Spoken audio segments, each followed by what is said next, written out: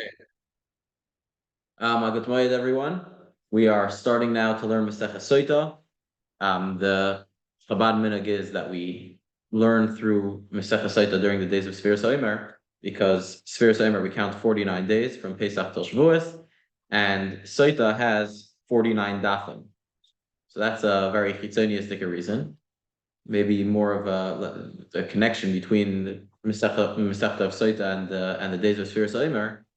Maybe we could say is that Sfiras Omer, well, the Omer and Sotah have a link that's unique in all of Yiddishkeit, that the Korban Omer that we brought today in the Beis Hamikdash, the second day of Pesach, and the Korban of the Sotah are the only two Korbanos that are made out of barley.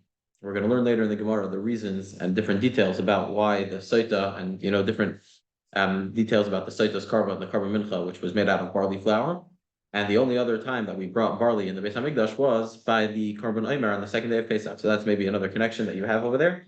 Additionally, later in the Masechta and the end of Perek Aleph, we're going to learn a lot of medrash regarding the Yetzias Mitzrayim, which is commemorated on Pesach. But either way, whatever the case is, we're going to start learning Sotah now. We're starting now Daf Beis. Tonight we just counted 2 nights of the Omer. So perfect, Beis, right? The night number Beis, and here we go. So Sotah, the mitzvah of Sotah is discussed in the Torah and Parshas Nasai, in Bamidbar Perek Hey, and the Torah gives all the details over there. In short, we're going to learn a lot of details as we go through the Masechta, but the story of the Sotah is like this: when a man suspects his wife of cheating on him with a certain person. So the man warns his wife not to seclude herself with that guy. We're going to see details about that even today. And then she goes and secludes herself, and we have Edim, either by the warning, by the seclusion. We're going to see different opinions. And there's Edim that she secluded herself with the person that her husband said not to seclude herself with. So says the Torah that the man brings his wife to Beis Din, and the Beis Din rules that she is a Sotah. And once she has the status of a Sotah, she is not allowed to be intimate together with her husband. And if she's married to a Kohen, she's not allowed to eat Truma. Usually a Kohen's wife eats Truma. A Kohen, he yikne nefesh kinyan kaspoy. However, when it comes to, if his wife becomes a Sotah, she's not allowed to eat Truma anymore. Additionally, at least according to the Rambam, when a woman is not allowed to be intimate with her husband, so the husband has a mitzvah to divorce her. And that would be the case when she becomes a Sotah. Now, if she admits that she was guilty, taka, so that's it. She gets divorced. She doesn't get her ksuba money, and that's the end of the story. If, however, she claims that she's innocent, so what they do is they bring her to the Beis Hamikdash, and by the way, this is all in a case where there's no edim that saw the actual act of intimacy between the man and the woman. If there was edim that saw two edim that warned them and saw the act of intimacy between the man and the woman, her cheating on her husband. So there the Torah says that that both of them are put to death, the man and the woman, the boil and the woman that was and the wife. And yeah, but the case of the Sotah is when we have a doubt, when we don't know, that no one saw the actual cohabitation, but they saw that they went into a room together. For the shir of Kidei Tumah, we're going to learn more about that Daf Dalet, I think. So that's the mitzvah of Sotah. And if she claims that she's innocent, so they bring her to the Beis Hamikdash. We said the Karban Mincha, and it's a little bit of an embarrassing procedure. They write the parsha of Sotah from the Torah, from Parshas Nasai on the parchment. They erase it into holy waters and in a vessel. She drinks it, and this is the only time in Judaism that we say Simchin al Hanes. Usually the rule is that we don't rely on miracles. Right, but when you do mitzvahs, we do what it says in the Torah. We don't rely on miracles. If miracles happen, we believe that miracles could happen. We don't rely on miracles to happen. Sotah is the only place where we have to rely on a miracle, because the mitzvah is that you give her the water. And if she taka was innocent, then nothing will happen. She'll get blessed, and she'll be able to have children more easy. We're going to learn about that later in the Masechta also. But if she was taka guilty, then the water is going to check her and she's going to die. And just like the water checks her, it also checks the husband. Kids are more details about that, I think, in Perek Hey. But that's the general outline of the story of the Sotah. And it's going to be helpful for everyone if you go to the psukim, you read the psukim in Parshas Nosai, in the middle of Parakeh. You could read over there all the psukim. It'll be helpful to understand the Masechta. We'll refer to the psukim when we need them. But let's go. Let's start right now. Daf Beis Amud Aleph on the top of the Amud. Okay. Says the Mishnah like this: Hamakane li ishtoi, someone who warns his wife. So the question is, Hamakane isn't the normal word for warning, right? Usually warning is hasra. But over here, the Mishnah uses the word makane because in the Torah, the word for warning in the context of the Sotah is vikine esishtoi, but it's kinoi, and we're going to call the warning for the Sotah, we're going to call it kinoi. So makane ishtoi, someone who warns his wife not to seclude herself with a certain guy. So Rabbi Eliezer says that how do you do the warning? Makane la pishnayim, you have to warn the woman in front of two witnesses. And then in order to get her to drink the water, which means that the witnesses to see her secluding her of the seclusion between her and the suspected adulterer, you only need one witness for that. And if you have one witness for that, then she drinks the water. So according to Rabbi Eliezer, you have two witnesses for the warning and one witness for the seclusion. And that one witness could even be the husband himself. Rabbi Yeshua says, you need to have two witnesses for the warning, and then for the seclusion also, you need to have another two witnesses in order to give her the status of a Sotah that saw that she was warned not to seclude herself with Pliny. Then you have two witnesses that saw that she secluded herself with this guy. So then she has the status of a Sotah, and you need two witnesses for both stages. Okay. Ketzad Mekane Law says the Mishnah, how do you warn her? How does the warning happen? You have to say to her in front of two witnesses. Yeah, that's according to Rabbi Eliezer and Rabbi Yeshua. The kinoi has to be in front of two witnesses. Don't speak to so and so. But then she spoke to him. So says the Mishnah, that's not a good kinoi. That's not counting. Adayin he muteres lebesa. She's still allowed to be with her husband. If she was married to a kohen, she's still allowed to eat truma. However, if the husband told her, don't seclude yourself with this guy, and then she secluded herself to a closed area with this guy, and they stayed over there for enough time for them to have had a relation with each other. More details on the Avdalit for how long that is. Then she becomes asur to be with her husband. She has to get divorced. She loses her ksuba money, and she's not allowed to eat truma if she's married to a kohen. And if the husband died, so the mitzvah is that if a guy dies without having any children, so the Torah says that the brother of the deceased should marry the guy's wife. It's called yibum, and yeah, that's the mitzvah. The girl should marry her brother-in-law. However, if they don't want to, then they if the man doesn't want to marry her, or if she doesn't want to marry the man, so they have another way out where they do chalitza, which is that there's a ceremony in front of a basin where she takes off, the husband wears a special leather shoe, she takes off the shoe, she spits in front of him, she says psukim, and through that she's able to marry whoever she wants. If before chalitza or yibum happens, she's not allowed to marry anyone, unless she's connected, she has a zika to that guy. Now, usually, the way it works is that if you don't do yibum for whatever reason, if the Torah says that you don't need to do yibum in this case, so you wouldn't need to do chalitza either. So the Gemara is going to explain later why, in this case of the woman that's a Sotah, and before she was able to drink the water, her husband died, why in this case she's going to have to do chalitza, but she's not allowed to do yibum. We're going to see that later in the Gemara. Okay, that's the mission. Now let's start with the Gemara. The Gemara says, first the Gemara is first going to wonder about the placement of Masechah Sotah in Shas. It's about why the author of the Mishnah, why Rabbi Yehuda Nasi decided to put it right here. So Gemara says like this: Mishdi, let's see, Tana mi Nazir Salik. The Masechta before Masechah Sotah is Masechas Nazir, right? So my Tana, the Katana Sotah, what was the thought process of the author of the Mishnah to put right after Nazir Masechas Sotah? Right? Why is Masechas Sotah coming right after Masechas Nazir? So the Gemara says that it's Kidder Rebbe. It's just like a teaching that we once heard from Rebbe, who's ironically the actual author of the Mishnah, the one that was Masader, Nazir, and then Sotah. The Tanya, we have a brisa that says, Rebbe said, Laman is Parshas Nazir, Parshas Sotah. How come in the Torah, Parshas Nazir and Parshas Sotah are right next to each other? We said before that Parshas Sotah is in Parshas Nasa, in Bamidbar Parakeh, right after Parshas Sotah comes Parshas Nazir, the story of the Nazir. So why is the Nazir and the Sotah right next to each other in the Torah?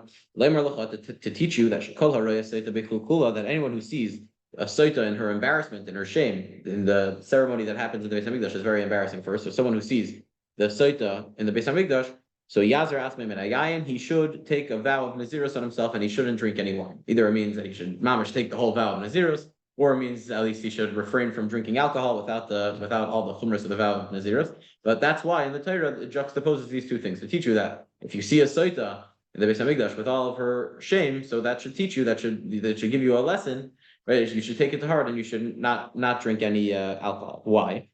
If you look in Rashi, in the Gemara, a few lines down from the beginning of the Gemara, Yazer Atzmei Min Hayayin, Shehayayin maybe the day Kalas Roish, V'hu Garam La, that wine and alcohol brings a person to lightheadedness, to frivolousness, and then that's what causes different inyanim of arayas, and that's why a Sotah was acting unsneus happens through frivolousness, which comes through drinking alcohol.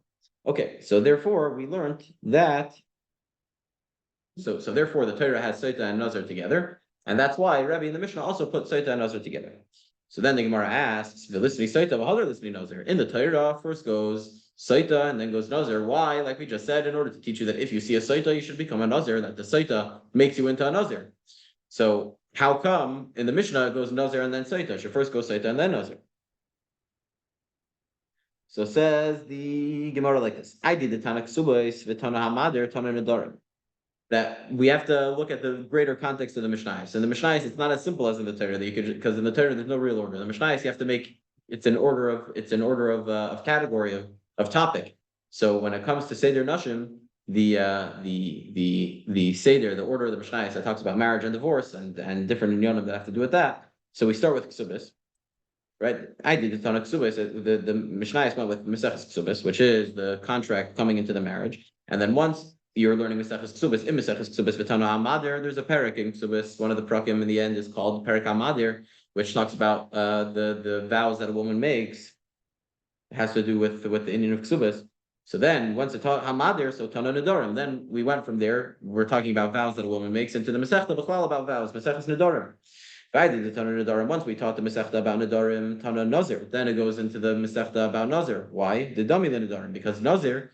The halachas of Nazirus start when a person takes a vow of Nazirus, and Nazirus starts with a vow, so it's connected to Nadarim, which is vows. So you go from Ksubis to Nadarim to Nazir. And then the Katani Sotah K'Rebbe, and then once you mentioned Nazir, so now we're going to go back to Sotah, which if you read them backwards, it would go, if you see a Sotah, you should become a Nazir. So they wanted to put Sotah and Nazir together, but you couldn't put Sotah before because you had to go in the flow from Nadarim Nazir Sotah, from Nadarim to Nazir. You didn't want to interrupt between Nadarim and Nazir. So therefore, we put Sotah next to Nazir, but not before, but we do it after. Okay, good. Says the Gemara, Hamikane, the Mishnah says, Hamikane. The Mishnah doesn't say that if a woman is acting suspicious and the husband is getting suspicious of his wife and he sees that she's hanging out with a specific guy a lot, so you should warn her. And how do you warn her? You warn her with two Eidim. The Mishnah doesn't say that. The Mishnah says, Hamikane, the Ishtay, one who warns his wife, you should warn her in front of two Eidim. Which sounds like, it doesn't sound like the Mishnah is telling you that you should warn your wife. The Mishnah sounds like it's saying that if you're warning your wife already, you should warn her with two Eidim. Meaning that from the implication of the Mishnah is that it's not ideal to warn your wife. We would rather that you don't warn your wife, that if you have suspicions with your wife, you take care of it and take care of those suspicions in other ways that don't have to do with warning your wife and accusing her of committing adultery. Right, so Hamakane di Eved in the implication of our Mishnah is that if you are already Makane your wife, if you already are warning your wife, you should do it in front of two Eidim. However, you shouldn't warn your wife as soon as you suspect her. Our Tana, the Tana of our Mishnah thinks that Asur Lekana you're not allowed to warn your wife. If there's at a certain point you should, because the Torah talks about it. But your first instinct when you suspect when a person suspects his wife of adultery shouldn't be to warn her. It should be to have a pleasant conversation and talk it through. Maybe go to couples therapy, and if nothing works, eventually then they could then he warns his wife and he does the process of the cycle. Okay, Reb Shmuel bar Rav Yitzchak says like this: Ki have a pasach Reish Lakish b'Sotah. When Reish Lakish would start teaching his talmidim the parsha of Sotah, when he would start teaching the halachas of Sotah, or the Masechta of Sotah, really, when he would teach them the Mishnayos in Sotah, Amar Hachi, he would say like this: Ein mezavgin le'adam isha ela lefi ma'asav. Hashem matches a woman to a person according to his actions. What does that mean? The Rashi says that a person who's a tzaddik is going to have a righteous wife, a wife who's modest and a righteous girl, and someone who's a rasha is going to get a wife who's wicked. Shenamar, like it says in the pasuk in Tehillim, Ki lo yanuach shevet haresha, the scepter of the wicked will not land al geir al tzaddikim in the portion of the righteous. Meaning that, and shevet is also a rashi tevis for shalom, bracha toiva, peace, blessing, and goodness, which Chazal say that those three things come through through a man's wife, and so it's a remez for a wife. So a wife is only going, a person who's a tzaddik is not going to be landed with a wife who's a rasha. What's the connection? Why are we mentioning this? We're saying this because since we just said that our Tana holds also the kanas, you can't just warn your wife, don't seclude yourself with that guy and try to make her into a Sotah once you suspect her. Right, so why not? Because clearly, when a man suspects his wife of cheating on him, so obviously, if he thinks that his wife is a rasha, obviously he's a rasha also. In mezavgin lo adam isha ela lefi ma'asav, meaning that your first instinct when a man sees his wife misbehaving is to inspect his own actions. When you see that if a man suspects his wife of cheating on him, he should really take a deep dive into himself and see what's wrong with him, and then afterwards, after a lot of self-introspection. And maybe the problem is really coming from him, then there's other ways then you have to deal with it in other ways. Okay. So therefore that's the connection. Now connected to that statement, Amar Rabba bar Chana said in the name of Rabbi Yochanan, the caution lezavgon kekriyas yamsuf. Once we're going to say that Hashem matches couples according to their actions, so then it's as hard as kriyas yamsuf to match them, because it's a very hard thing. Because if you're matching couples according to their actions, then you have to see every day a person does different actions, and every time a person can do a good action or a bad action. And the woman also, they're both doing actions every single day. Every day they're doing tons of actions, and some of them are good and some of them are bad. And if you're matching them according to the action, it's very hard to match precisely, how many good things this guy does and how many bad things this guy does with how many good things that girl does and how many bad things this girl does. So it's a very hard feat for Hashem, and it's as hard as Kriyas Yamsuf. Shenemar, how do we know that it's as hard as Kriyas Yamsuf? Like it says in the pasuk, Elikim Moshe v'chidim b'isa. Hashem brings couples home. Moshe v'chidim, he places yechidim, singles, not couples. Hashem places singles b'isa in their homes. Moitzi asir and bakasharis, and he brings out the enslaved bakasharis in the proper time. So we're teaching the pasuk like this. Elikim Moshe v'chidim. Hashem puts together two singles, Baisa, in order to create a house. And then the second half of the pasuk is Moitzi Asir and Bakasharis. Hashem takes out the prisoners in the proper time. Bakasharis, says Rashi, that Hashem took out the Yidden from Mitzrayim. Moitzi Asir, Hashem took the Yidden out of Mitzrayim, the slaves from Mitzrayim, Bakasharis, in a proper time, in a kosher month, which is the month of Nisan, which is the beginning of the spring, where it's loy chama v'leitz, it's not too hot, it's not too cold, it's the perfect weather. Then Hashem was able to take out the Yidden, and they were able to go straight into the desert in nice weather. They were able to go out in t-shirts and shorts, and they were able to enjoy themselves and not be too hot and not be too cold. Okay. And since those two things are linked in the pasuk, so we learn from there that making a shidduch, Moshe v'yichidim b'isa, is as hard as Yitzias Mitzrayim, which is Kriyas Yamsuf. The Gemara says, Eini, is that really so, that it's as hard to match them like Kriyas Yamsuf? Amar Rav Yehuda, Rav Yehuda said in the name of Rav, 40 days before the baby is formed, which means really from the moment of conception, which 40 days later is when the person starts to form. There's a heavenly voice that comes out and says, Mas Pliny, the daughter of so-and-so, Pliny is going to marry so-and-so. Bais Pliny, the house of so-and-so, Pliny is going to go to so-and-so. Sada Pliny, the field of so-and-so, Pliny is going to go to so-and-so. Right? So that means that already from before the baby's born, the Baskal comes out and says who the person is going to marry, which slugs up both things. Number one, it shows that it's not as hard as Kriyas Yamsuf because already 40 days before the guy's born is it. And also it takes away the fact that they're matched according to their actions. Before the baby's born, 40 days before the baby's born, the baby didn't do any actions yet. So obviously it's not matched according to its actions. It's a destiny thing. So it says the Gemara like Kasha, there's no question. Ha bezug risha and ha bezug sheni. The brisa that says, sorry, the statement from Rav that said 40 days before the baby is formed, a baskel comes and says who he's going to marry. That's talking about the first marriage. The first marriage comes from the baskel 40 days before he's born. Habizug sheni, after a second marriage, right, which means either the husband's second marriage or the wife's second marriage or both of their second marriages. Well, a lot of discussion over there. The second marriage is as hard to match them as Kriyas Yamsuf. So to understand this a little bit more, we'll ask the question on the side. If you have you see in the Tosfos Shas, the last line of the narrow lines. So Rabbeinu Tam asked the Tosfos asked the question,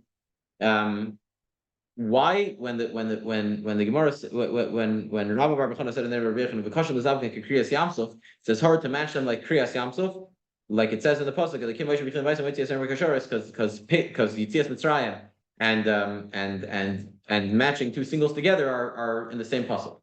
But matching the singles together is together with Yitzias Mitzrayim in the same pasuk, not Kriyas Yamsuf.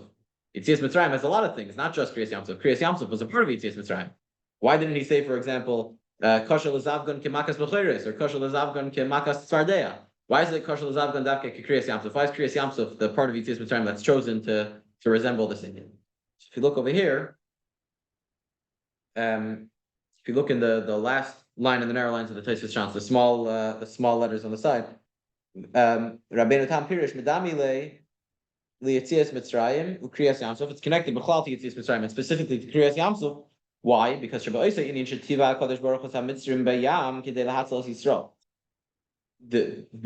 what's Kriyas Yamsuf? Hashem drowned the Mitzrim in the Yamsuf in the Sea of Reeds, and through Hashem drowning the Mitzrim, Hashem killed all the Mitzrim. That was the salvation for the Jewish people. The Jewish people got saved, and the whole rejoicing and the Oz Yasher was when they saw Vayar Yisrael Mitzrayim Meisal Sfasayam. They saw all the Egyptians dead at the edge of the ocean. That's when they burst out in song to Hashem. So it was for the Mitzrim. It was very sad. Right, the people that were drowning, they were mourning that the whole Egyptian or the people in Egypt, they were all mourning the downfall of the Egyptian empire. But the fact that the Egyptians were killed was the celebration for the Yidden. So similarly, since we said that this pasuk of that it's Kosher l'zavkin k'kriyas Yamsuf is talking about zivug sheni according to the Maskana in the Gemara. So it's talking about zivug sheni. Zivug sheni is the same idea. That in order to make a zivug sheni, in order to make a second marriage, Hashem had to first, Reuben is married to Rachel and Shimon is married to Leah. So Hashem first had to kill Reuben, then he had to kill Leah, so that Reuben could marry, so that Shimon could marry Rachel. Right? In order for this zivug sheni to come about, there had to be tragedy for both each of the parties, or maybe one of the parties. Right? It depends if you're going to say that zivug sheni means that both of them have to be their second marriage, or just one of the spouses it has to be their second marriage. Right? Even it fits even nicer if you say that just let's say just the husband's second marriage. That in order for the second marriage for the husband to happen, his wife had to pass away, and then he marries a girl. So for the girl, it's very happy that she found her shidduch, but it came through a tragedy for the husband. So Al Derech says Kriyas Yamsuf that the celebration of the Yidden happened through the Egyptians drowning in the ocean. Another vart maybe on Haba Zivug Rishon, Haba Zivug Sheni, that I heard is that we said that Kosher l'zavgon k'kriyas Yamsuf is Zivug Sheni. Arba'im ked mitziras avlad is Zivug Rishon. So a vart that I heard recently is that when a couple gets married, when two youngsters get married, they fall in love, and there's it's very passionate. And it feels like it's soulmates and destiny and all that. So that's our boy Yitziras Avlad, this beautiful thing that the shidduchim are already predetermined. But then after the couple gets married, and then they come to tough times and they're hitting bumps in the road.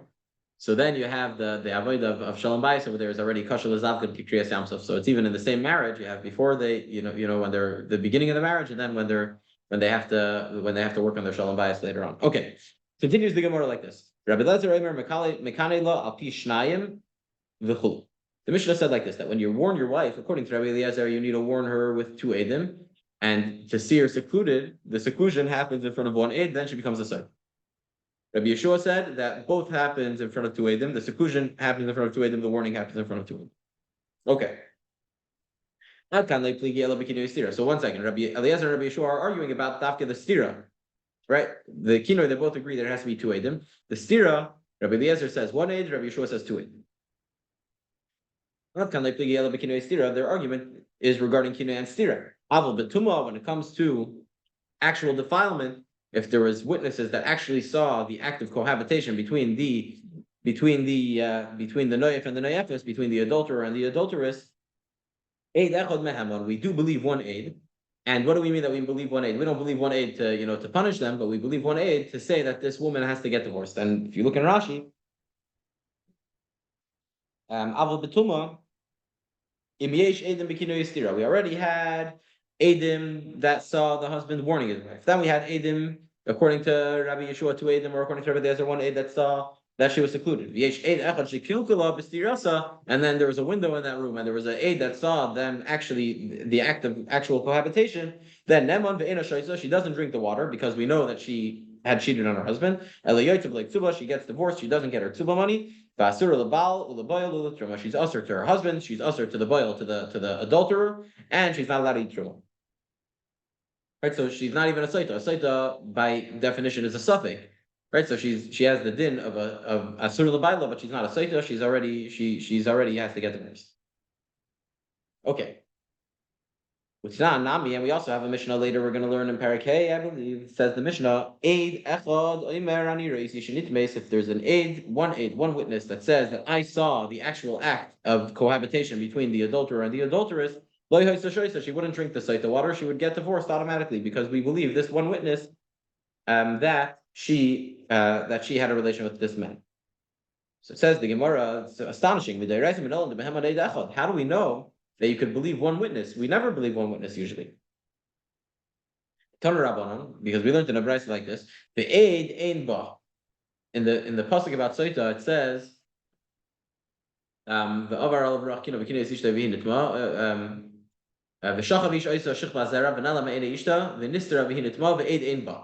that we have the suspicion that she had a relation with another man. That she had a relation with another man. She was secluded, and she was taka defiled. And there's no witness. And she wasn't forced. So that's a pasuk that we're Parak Hey pasuk Yud Gimel, and we're going to be referring to that a lot today. So the pasuk says that there was no witness. So says the Gemara, says the Brayso, that when it says that there was no witness, it means that there wasn't two witnesses. But what was there? There was one witness. And if there was one witness, Taka, that saw that she had a relation with another man, then she will need to get divorced. The pasuk is talking about two witnesses, and when it says that there wasn't a witness, it means that there wasn't two witnesses, but there was one witness. So it says the Gemara, how do you know it's talking about two witnesses? Maybe it's talking about one witness, that there wasn't one witness b'chlal. So Talmud Leimar says the pasuk in Parsha Shoftim, Lo Yakum Eid Echad B'ish. The Mishnah over there, the pasuk over there is talking about court cases, that you can't have one witness to testify against someone. So Lo Yakum Eid Echad B'ish, V'mashma Shenemar Lo Yakum Eid B'ish, Amud Beis. The pasuk could have just said Lo Yakum Eid B'ish. A witness should not testify against the person, and then any echad, I would know that if I'm talking about a witness, it means one witness. Echad, why does the Torah have to say lo yakum eid echad b'ish? Just say lo yakum eid b'ish, and I would know that it's one. The extra word echad, one witness, teaches me zeh bona av. It's teaching me a general rule throughout the entire Torah that kol makom shnemar eid, that whenever the word aid, which means witness, appears in the Torah, harei kan shnaim, it means by definition two aidim, because the testimony is only accepted if there's two Eidim. So the actual word for testimony, aid, by definition means two Eidim. Until the Torah specifies to you that we're talking about one aid, like it did in Parsha Shoftim, that there shouldn't be one witness testifying against the person. You need to have Shnei Eidim or Shleisha Eidim. That's the pasuk of Parsha Shoftim. So from the pasuk in Parsha Shoftim, we learn that the word aid by definition means two witnesses. That's why the Torah in Parsha Shoftim had to say aid echad, one witness. And therefore, coming back to Sotah, when it says that there wasn't a witness, it means that there wasn't two witnesses, but there was one witness. And if you have one witness that saw the act of cohabitation between the noyef and the noyefas, you have a we believe them, and she has to get divorced. And then says the Torah that you don't have two witnesses by the Sotah, you have one witness. And she wasn't forced. Teaches you that if she wasn't, why is the Torah telling you that she wasn't forced? It's going to teach you a chumrah, because if she would have been not, if it would have been forced, then it would be a kula. Then we know that the din is that if a woman's raped, she's allowed to be with her husband unless her husband's a kohen, right? So the Torah tells you that it wasn't forced to teach you a chumrah, that she asura, that she has to get divorced. Okay.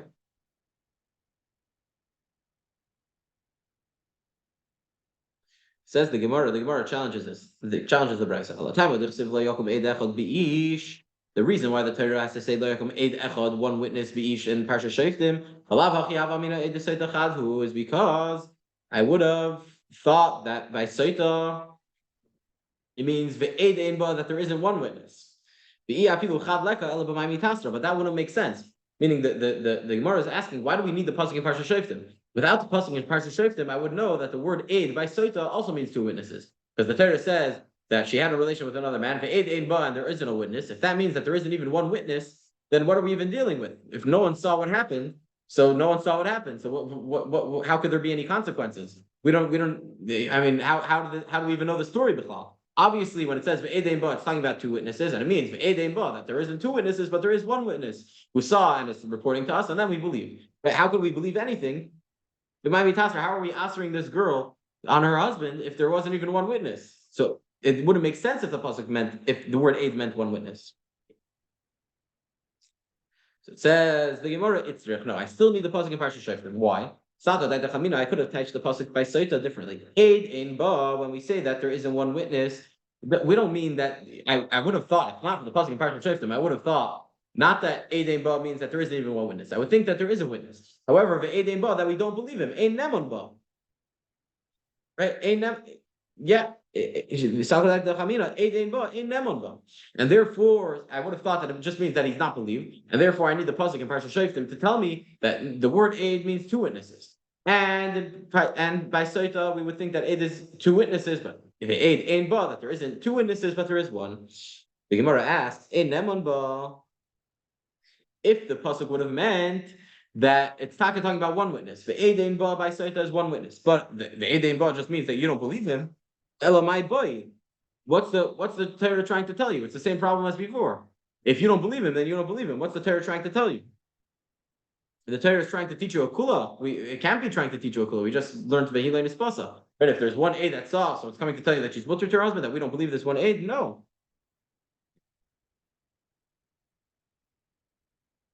Yeah, the Torah is trying to tell you that one witness isn't believed. You need two witnesses to tell you that what's it called? That you need two witnesses to see the stira, to make her to see the act of cohabitation, to make her usher to her husband, and that's what the Torah is trying to tell you. That it's trying to teach you this chumrah. So then the Torah wouldn't even have to say that. The asya davar mimamin. I would learn that already from the gezerah shava that we have with money. The Torah says the Torah says the word davar by gittin. It says kibata ba ervas davar by gittin. By acting. By when it comes to adultery, it uses the word davar. When it comes to money, it uses the word davar. And we have exer shava davar mammon, that just like by mammon, by din and mammon, by monetary law, you need to have two witnesses, like you just read in the pasuk le'yakum edachad beish. So too by aroyos, when it comes to marriage, divorce, anything that has to do with this Indian, you need to have two witnesses. So I would have known that anytime you have a testimony b'chlal, you need to have two witnesses. So I would know that. So obviously the Torah isn't trying to tell me ein nemon ba, that eid echad is ein nemon ba. So we're back to our problem that why do we need the pasuk of lo yokum eid echad beish? I would have known it from the pasuk itself. So says the Gemara, itzrich, you need the pasuk lo yokum eid echad beish. Why? I would have thought that Sotah shiny, that Sotah is different, that you shouldn't, that you should believe eid echad. That basically the Gemara is saying like this. I would think that the eid ein ba means that there isn't even one witness. That there isn't one witness, meaning that we don't even believe one witness. Why? Because I would think that by Sotah you should believe one witness. Because since there is legs to the matter, meaning we have what to rely on. Sharei kinei law, the guy already warned her in front of two Eidim, Vinistera, and then she secluded herself, according to Rabbi Yeshua, in front of two Eidim, according to Rabbi Eliezer, in front of one Eid. So the Semun Ba Eid Echad. So now one witness that says that I saw her cohabit with this guy should be believed. So yeah, so therefore the Torah has to tell you Lo Yokum Eid Echad, that every time it says Eid, it means two witnesses, and by Sotah it means one witness, and there isn't two witnesses, but there is one witness. Umi Matzis Amrat the Neman Ba Visharya the Hamid Chsiv Hilan is possible Miklada Asura.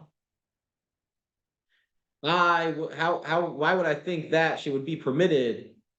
B'chlal, why would I think that B'chlal, the guy wouldn't be Neman and she would be permitted? From the end of the pasuk, it says that she wasn't forced. Miklal da Asura. It's obviously teaching me a chumrah that she's going to be Asur. So Itzrich, you need the pasuk of Lo Yakum Eidachad B'ish. Why? I would think the Ein Neman Ba Adi Ikotrei. I would think that you're only believed to say that she had this cohabitation if you had two witnesses. With Trei Nami and with those two witnesses themselves, he Delay Nispasa. That's only if she wasn't that it wasn't forced, which means like this. Bottom line, like this: without the pasuk Lo Yakum Eidachad B'ish, I would read the pasuk that the Edein Ba, that there isn't one witness, meaning that one witness isn't believed to tell me that she had a relation with another man. And even when you have, so what do you need? You need two witnesses to say that. And even once you have two witnesses, it has to be Vihila Nispasa. They have to say that she wasn't forced, and then she would be usher to her husband. And that's what I would think. So it comes the Torah and tells me, Lo Yokum Eid Echad B'ish, by Mamonos in Parsha Shoftim, that one witness can't testify against the person, to teach you that usually when it says Eid, it means two witnesses. So now back to Sotah, the Eid Ba means there wasn't two witnesses, there was one witness, and one witness, Take, will be believed to say that she wasn't forced and she had a relation with another guy to make her get divorced. Kamash Malon, that's how we learn this whole Indian from these two psukim together. Look. Next. Rabbi Yeshua said that Mekanei Lo Al Pi Shnayim, you warn her in front of two witnesses, and you give her to drink based on two witnesses also. My time is Rabbi Yeshua. Why? She has to seclude herself in front of two witnesses. My time is Rabbi Yeshua. What's the reason of Rabbi Yeshua? So Amar Kra, the Torah says, the Eid Ein Ba, that there isn't two witnesses, right? Now that we touch that Eid means two witnesses, that there isn't two witnesses, Ba, in the actual act of cohabitation, there isn't two witnesses, but there's one witness. So that's only Ba by the act of Tumah. Ba v'le b'kiloi, but not by warning. By warning, you take need two witnesses, not the Eid Ein Ba. It's take Eid, there is by kinoi, Ba v'le b'stira, not by the stira, by the seclusion. There you also need two witnesses. The Ba, the exclusion of Ba, the I guess the chumrah that, or the kula, however you want to look at it, that one witness is believed is only by the actual act of the relation between the noyef and the noyefes. So that's Rabbi Yeshua, that ba v'le b'kinoi, ba v'le b'stira, that limud, that one witness is believed is only by the actual cohabitation, not by the stira, not by the kinoi. Rabbi Eliezer says that ba comes to teach you v'le b'kinoi, not by the warning. However, by the stira, even one witness is also believed. So now the Gemara asks on Rabbi Eliezer, why are you choosing the word ba? Right, ve'ed ein ba, that there isn't two witnesses. Ba, in this case, why are you using the ba to teach it to you by kinoi? Teach it by stira, right? That by stira you need two witnesses. Why are you saying that kinoi should need two witnesses? So it says Rabbi Eliezer, stira iskash l'tuma. Stira has a hekish. A hekish means that you have two different dinim right next to each other in the Torah. You learn one halacha from another. The chsiv, it says in the pasuk v'nistira v'hinitma, that she secluded herself and she was defiled. So the stira and the tuma are next to each other. So therefore, you learn the halacha from tuma that one witness is believed to to stira, that stira also one aid is believed. So the Gemara says kinoi nami iskash l'tuma, but for the same price, you could say that kinoi also has a hekesh l'tuma. Why? The chsiv kines ishlevi hinitma. Also in Parsha Sotah, it says that he warns his wife, and she taka was defiled. So you have kinoi and tuma also together. So you should learn ba v'loi b'stira. So Hamiyat Rachmana Ba. So Rabbi Eliezer says, what do you mean? The Torah says Ba. That I'm only that I'm limiting this case. That it can't be all three. Basically, Rabbi Eliezer is saying all three cases are. It's definitely not that all three cases one witness is believed. That one witness is believed to be by the kinoi, one witness by the stira, and one witness by the tova, because the Torah says Ba. The Torah says Ve'edim Ba, that there isn't a witness by it, meaning that it's coming to exclude a certain case. That you do need two witnesses. So it's excluding one case, and Rabbi Eliezer chooses that it's excluding the case of the kinoi, that by kinoi you need two witnesses. So the Gemara says, Umaru Isa, Why did he choose dafka to make kinoi with 2 witnesses and stira with 1 witness? So mistabra stira difa. So says Rabbi Eliezer that it's that I think that stira that the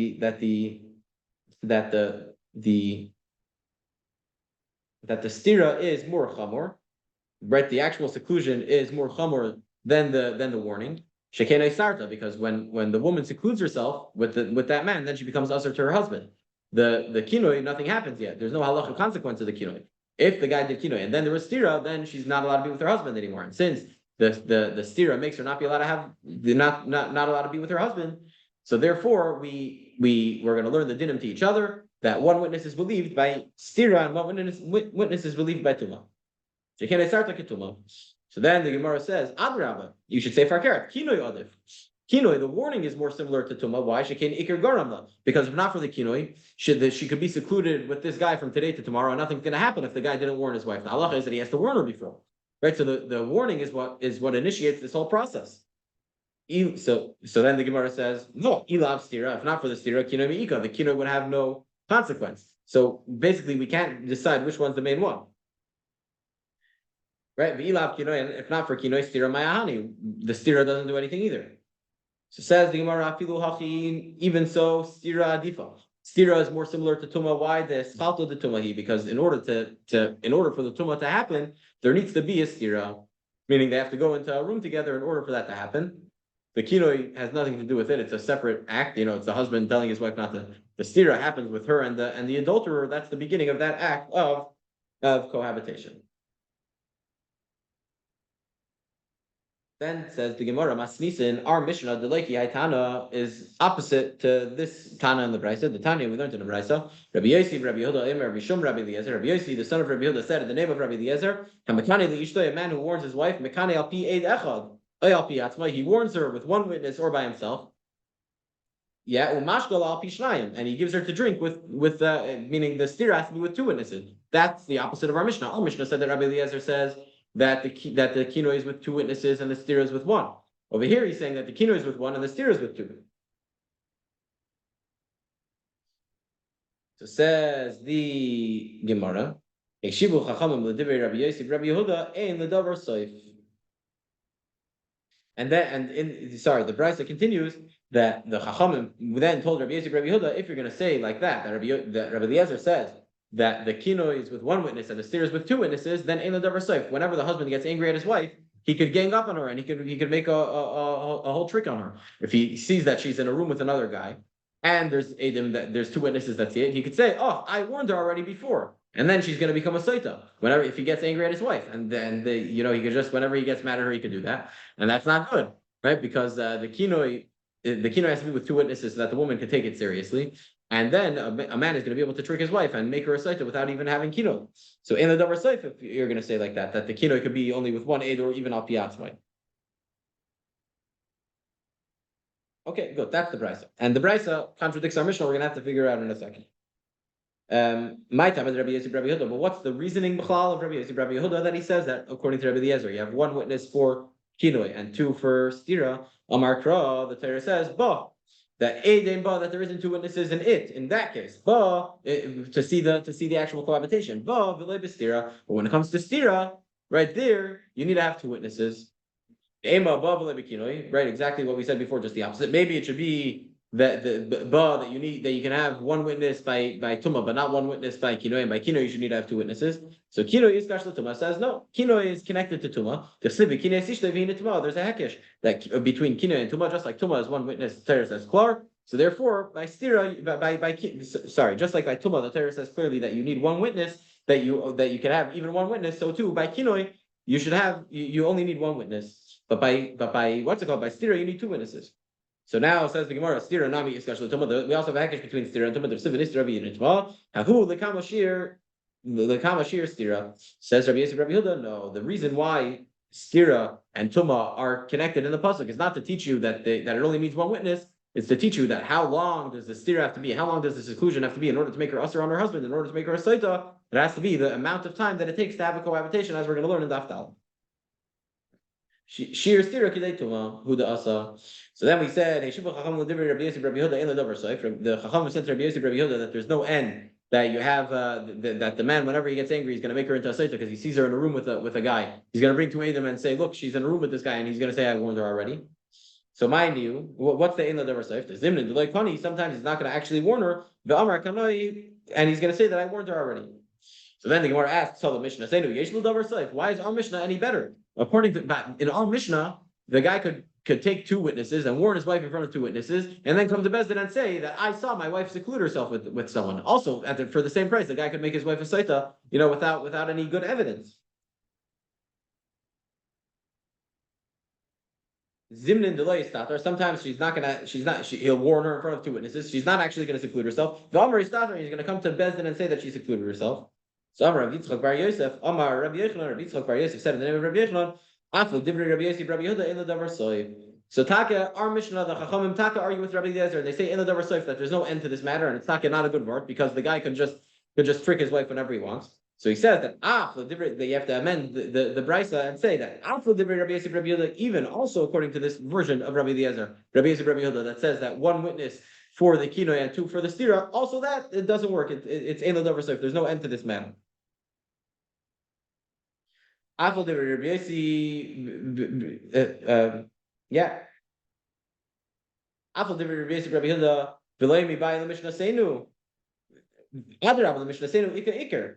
So we're saying that. So what we're trying to say. So according to what we just said, that we're saying that we're amending the lashon to Afal de Rabbi Yossi Rabbi Hilda. That also according to Rabbi Yossi Rabbi Hilda in the Davar Soif, it seems that really we know for sure in the Davar Soif to our Mishnah that you don't even have to say that. That our Mishnah for sure, Rabbi Eliezer's opinion is hard to understand because the guy could just trick his wife. And even according to Rabbi Yosef Rabbi Yehuda, in this case, he could say the Gemara is saying, our Mishnah is more understandable than the Brisa. The Brisa is a worse case because in the Brisa, he's not basing it off of anything. There was no kinoi b'chlal. The woman is not expecting it. She's just having a conversation with someone in a room, and the guy has witnesses there, and he says, "Oh, I warned her. She becomes a Sotah."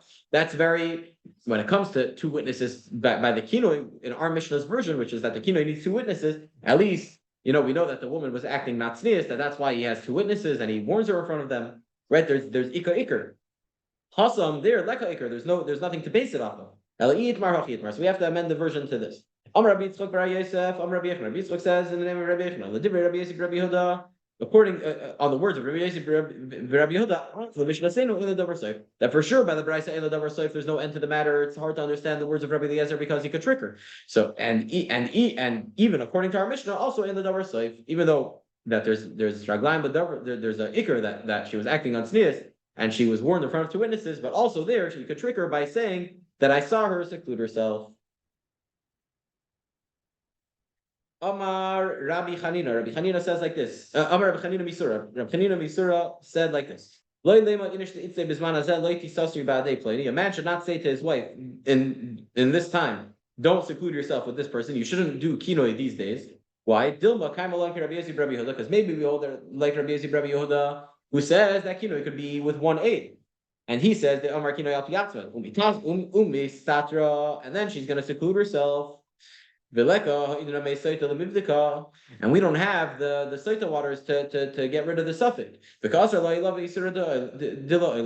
what's going to end up happening is that inadvertently, he doesn't mean to do this, but if he gets angry at his wife and he says, I don't want you to be hanging out with this guy, right? If he says those words, he might accidentally make her into a Sotah and they're not going to be able to be together forever, and there's no way to check because we don't have the Mei Sotah, unfortunately. Okay. Omar Reish Lakish. Okay, we'll stop over here. We'll continue tomorrow. We're over here. Let's keep where we're up to. Amar Reish Lakish, the bottom of Beis with Beis. And we'll see everyone tomorrow. Have a wonderful good moed. Have a wonderful night.